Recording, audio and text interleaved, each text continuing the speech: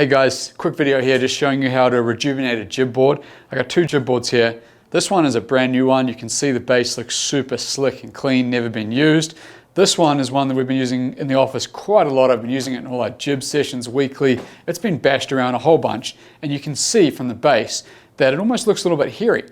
This is basically like a snowboard. It's the same base as a snowboard. So over time it does dry out. And if you want your jib board to be super slick and slippery, then you can wax it just like you can a snowboard. Now, the reason that you'd want to wax it is that having a very slick jib board is going to make your training more difficult. It's going to make your balance harder to pinpoint. So if you're at a point where you're trying to challenge yourself, I would recommend doing this. And in fact, let me show you this quickly. If I jump on a balance bar here. So if you've used your jib board a whole bunch, you may actually find that you're gripping a little bit on your balance bar so that you're not able to slide around as easy. And then waxing it up is going to make it way more slick, so you'll be able to do tricks a little bit more like this. So I did like a board slide and I changed up with a slide to a different type of board slide. So how you wax a jib board is the same way you wax any snowboard. I have a snowboard waxing iron here. Again, you could use any waxing iron, just don't use one that you are using on your clothes. If you have an old clothes iron, that will work fine. Or a cheap waxing iron like this will work good. Doesn't really matter what temperature wax you're using for this. This is just a universal wax. You basically put your wax against the iron, drip it on all over the board. You only need a thin layer, and then we're going to iron it in. So here you'll see I am putting some wax over the board, and I'm going to take that wax and I'm going to iron it into the board, and you'll see straight away that it's almost bringing the colors of the board back to life.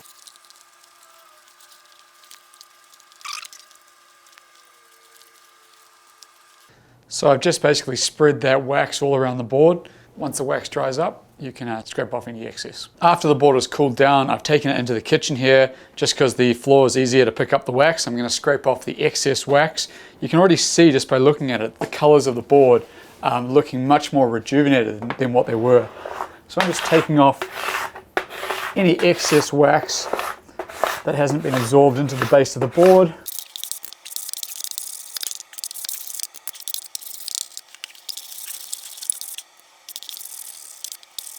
This part's not essential. This is just a little snowboard buffer that I had in the office here. Giving the final product a little buff out.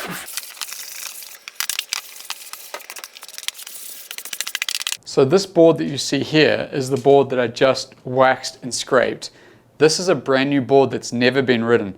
And look how well it came up. I just rejuvenated that board in 10 minutes of work and made its base almost back to brand new. And that was a heavily used board. I've used this board a lot.